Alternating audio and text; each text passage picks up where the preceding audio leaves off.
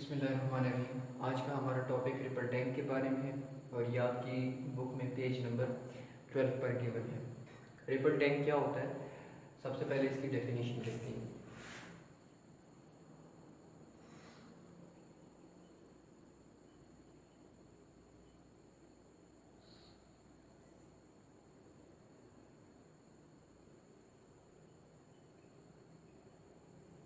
Ripple tank is a device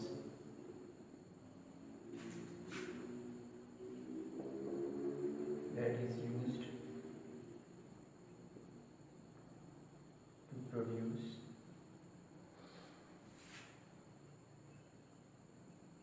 water waves to study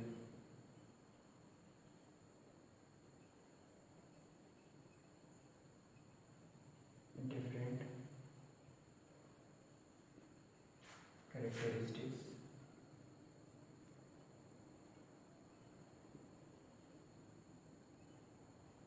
of waves। यानी ये एक device होता है जिसमें हम वाटर वेव्स प्रोड्यूस करते हैं और उन वाटर वेव्स की प्रोडक्शन के बाद हम डिफरेंट एस्पेक्ट्स या डिफरेंट प्रॉपर्टीज़ ऑफ वेव्स को क्या कर सकते हैं, स्टडी कर सकते हैं। सेकंड नंबर पर जो सी चीज़ आती है वो है इसकी कंस्ट्रक्शन।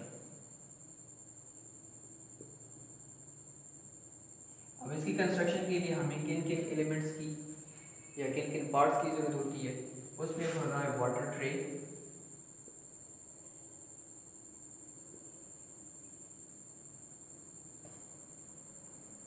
With glass bottom.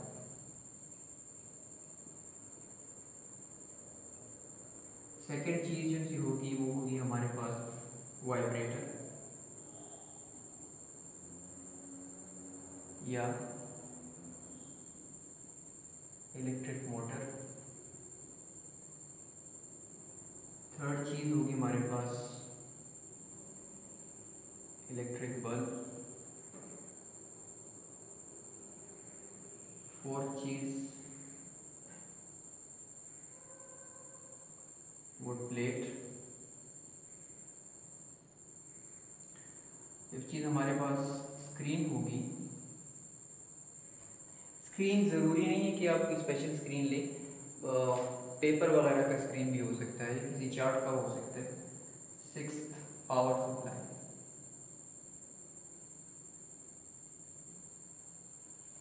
तो ये हमें एलिमेंट्स चाहिए होंगे इस रिपल टैंक को कंस्ट्रक्ट करने के लिए। अब इसकी कंस्ट्रक्शन कैसे होती है? इसकी कंस्ट्रक्शन के लिए हम क्या करते हैं, एक वाटर ट्रे लेते हैं,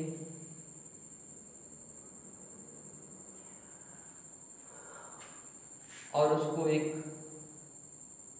मतलब 4 लेग्स से सपोर्ट कर देते हैं। यानी एक टेबल होता है, तो टेबल का बॉटम जो होता है वो आप ग्लास का बना लें और एजेस जो हैं वो साइड से थोड़ा सा वो वॉल्स वगैरह बना लें, तो वो आपका क्या बन जाएगा, वाटर ट्रे बन जाएगा। अच्छा जी, यहाँ पर हमने प्लेस की हुई होती है स्क्रीन। ये स्क्रीन है, ऊपर से हम एक बल्ब जो सा है वो क्या कर देते हैं, सस्पेंड कर देते हैं, ताकि लाइट जब वाटर पर पड़े तो वाटर का वाटर में जो वेव्स प्रोड्यूस हो रही हैं उनका इमेज जो है वो स्क्रीन पर पड़े।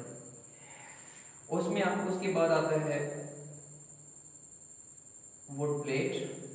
वुड प्लेट के ऊपर हम वाइब्रेटर को क्या कर देते हैं, फिक्स कर देते हैं, और वाइब्रेटर को हम कनेक्ट कर देते हैं पावर सप्लाई के साथ। तो अब हमारे पास ये चीज़ें कंप्लीट हो गई हैं। वाटर ट्रे, ये आपका वाटर ट्रे हो गया नंबर 1। नंबर सेकंड वाइब्रेटर, ये आपका वाइब्रेटर हो गया। नंबर थर्ड इलेक्ट्रिक बल्ब, ये आपका इलेक्ट्रिक बल्ब हो गया। वुड प्लेट, ये वुड प्लेट हो गया। स्क्रीन, ये स्क्रीन हो गया। और पावर सप्लाई, ये आपकी पावर सप्लाई होगी। तो ये 6 पार्ट्स पर मुश्तमिल एक अपरेटस है, एक डिवाइस है जिसमें हम वाटर गैस प्रोड्यूस करते हैं। अच्छा जी, जब ये वाइब्रेटर ऑन होता है तो ये साथ में वुड प्लेट को भी क्या करना शुरू कर देता है, वाइब्रेट करना शुरू कर देता है। तो जब वुड प्लेट वाइब्रेशन स्टार्ट कर देती है तो वो वाइब्रेशन स्ट्रेट वेव्स के फॉर्म में वुड प्लेट से आगे की तरफ क्या करना शुरू कर देती हैं, ट्रैवलिंग स्टार्ट कर देती हैं। ठीक है, वुड प्लेट से वाटर ट्रे के दूसरे एंड की तरफ ये वेव्स स्टार्ट हो जाती है चलना। स्क्रीन पर हम इन वेव फ्रंट्स को या वेव पैटर्न्स को कुछ ऐसे देखते हैं, यानी स्ट्रेट लाइंस के फॉर्म में। लेकिन ये लाइंस आपको कुछ डार्क नजर आएंगी और कुछ लाइट नजर आएंगी। जो सी आपको डार्क नजर आएंगी उनको हम कहते हैं ट्रफ्स, और जो सी आपको लाइट नजर आती है उनको हम कहते हैं क्रस्ट। ठीक है, यानी ब्लैक एंड वाइट या डार्क एंड लाइटेड वेव्स के लाइंस के फॉर्म में वेव फ्रंट्स आपको नजर आएंगे, जो एक एंड से दूसरे एंड की तरफ क्या हो रही होती है, प्रोपगेट कर रही होती है, ट्रैवल कर रही होती है, जा रही होती है।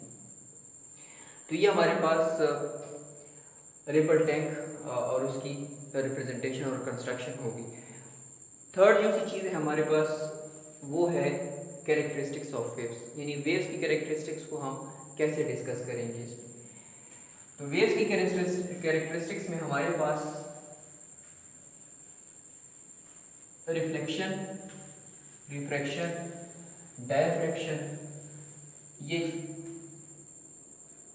चीजें आ जाती हैं। नंबर 1 रिफ्लेक्शन,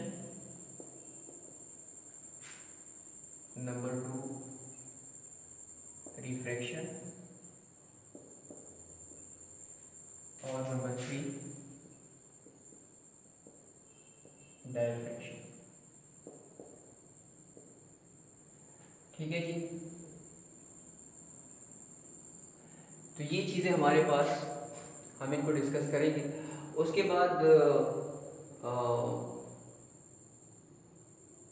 इसका कंक्लूजन आपको बताऊंगा। तो रिफ्लेक्शन, सबसे पहले रिफ्लेक्शन क्या होती है। देखिए, ये जो सी स्ट्रेट वेव्स जा रही है, ठीक है, अगर हम कोई बैरियर पुट कर लें, ये स्ट्रेट वेव्स जा रही है, बैरियर हमने पुट कर दिया, बैरियर मतलब ग्लास का कोई स्लैब हो गया या कोई और ऐसी चीज़ जो इन वेव्स को क्या कर सके, रोक सके। अगर हम बैरियर को बिल्कुल स्ट्रेट टू द वेव्स रखेंगे तो वेव्स क्या करेंगी, वेव्स वापस रिफ्लेक्ट होकर उसी पैटर्न में चलना शुरू कर देंगी। तो इससे आपको यहाँ पर जो सा रिफ्लेक्शन का फिनोमेना है, रिफ्लेक्ट तो हो रही है, ठीक है, लेकिन फिर ये चूँकि वापस जाएंगी तो फिर ये आपको बीच बीच में से लाइंस नजर आएंगी, तो वो उससे आपको वेव का जो सा रिफ्लेक्शन का फिनोमेना है वो समझ नहीं आएगा।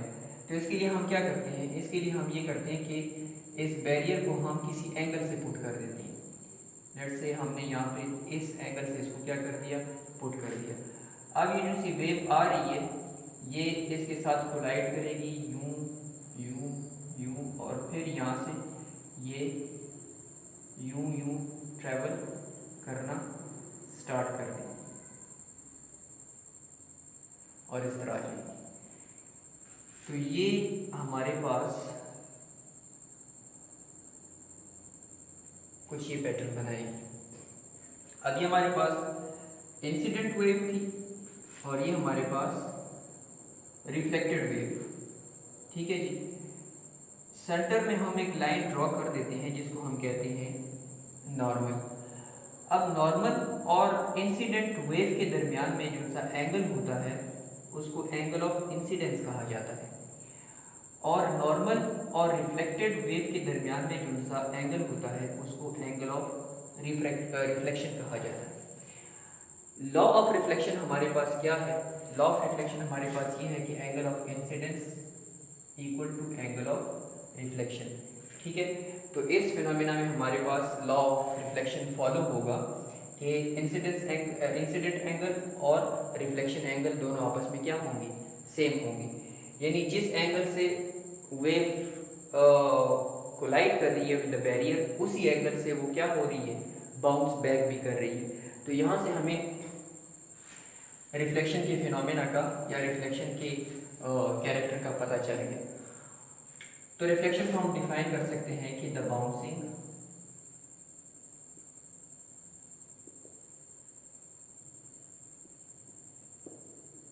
Back of wave in the same medium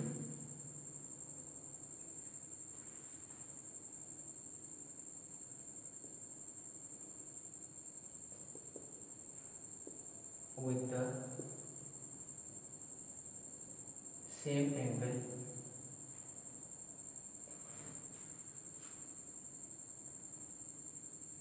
of incidence। ठीक है जी, तो ये हमारे पास रिफ्लेक्शन का फिनोमेना हो गया। अब हम बात करते हैं रिफ्रैक्शन की। रिफ्रैक्शन की जब हम बात करेंगे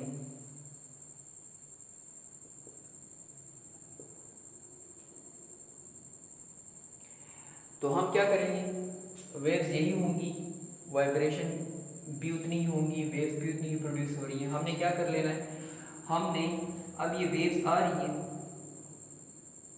और वेव्स हमने कोई वुड ब्लॉक जो सा है वो बीच में प्लेस कर दिया, वुड ब्लॉक।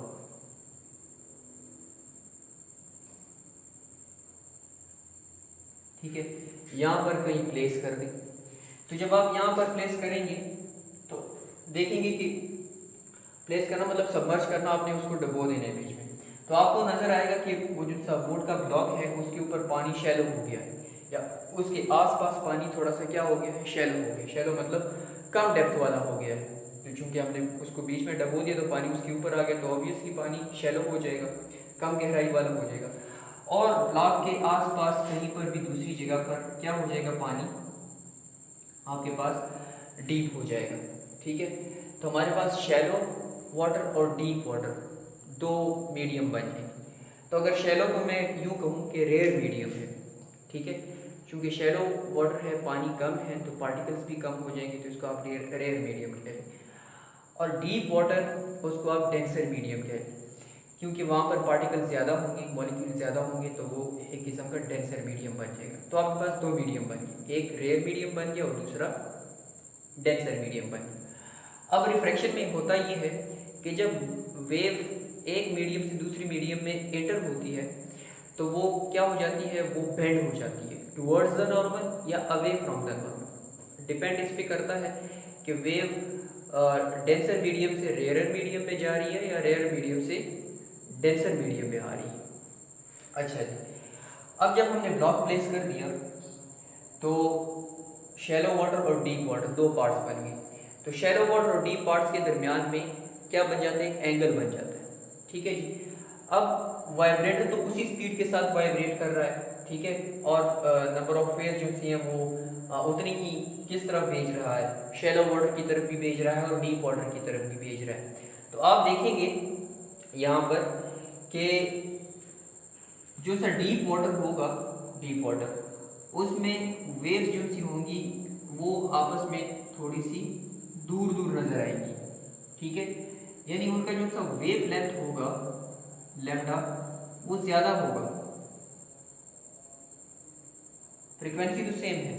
ठीक है, क्योंकि नंबर ऑफ वाइब्रेशन मैंने आपको क्या बताया कि उसी तरह ही आपने जिस तरह रिफ्लेक्शन के फिनोमेना में जितनी वाइब्रेशन हो रही थी या जितनी फ्रीक्वेंसी थी उतनी ही आपने यहीं पर भी रखनी है।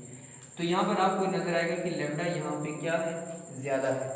ठीक है, लेकिन यूं ही वो